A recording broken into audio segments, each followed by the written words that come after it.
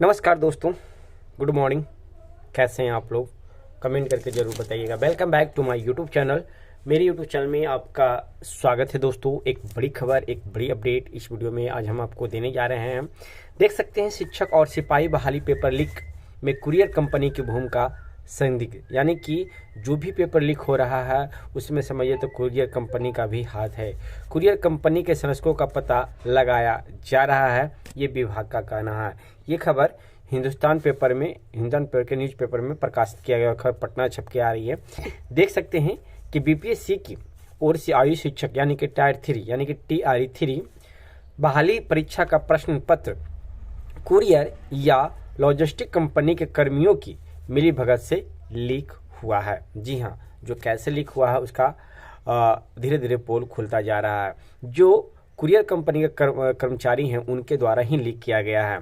अब इसके तार सिपाही बहाली पेपर लीक से भी जुड़ते नजर आ रहे हैं, क्योंकि बिहार में दोनों का क्वेश्चन लीक हुआ है, सिपाही बहाली का भी और टीचर का भी, जबकि दोनों का एग्जाम अभी रद्द कर दिया गया है।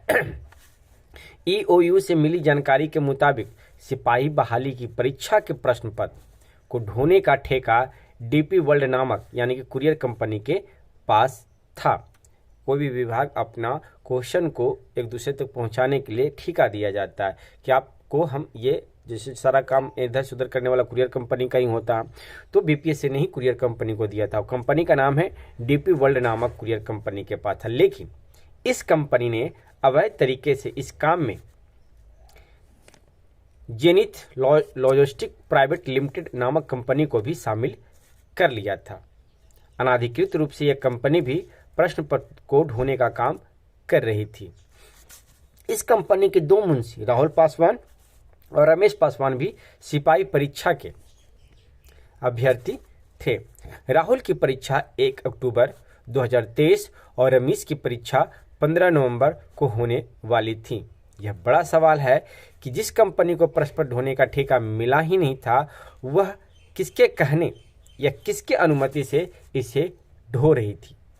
कब और कहां से इसे किसकी अनुमति से प्रश्न पत्र किस सेंटर तक ले जाने के लिए सौंपा गया था, इसकी तफ्तीश अभी चल रही है।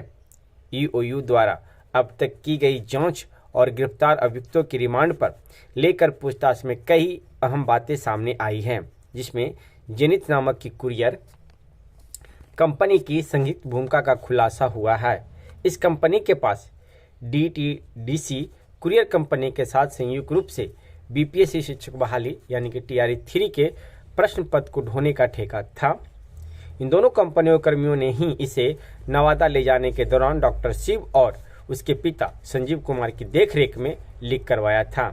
जेनिथ कंपनी की हरकतें इतनी संदिग्ध होने के बाद भी उसे प्रतियोगी परीक्षाओं के प्रश्न पत्र को ढोने का ठेका कैसे मिल जाता था, इसकी जांच भी चल रही है। कुरियर कंपनी के संरक्षकों को पता लगाया जा रहा है।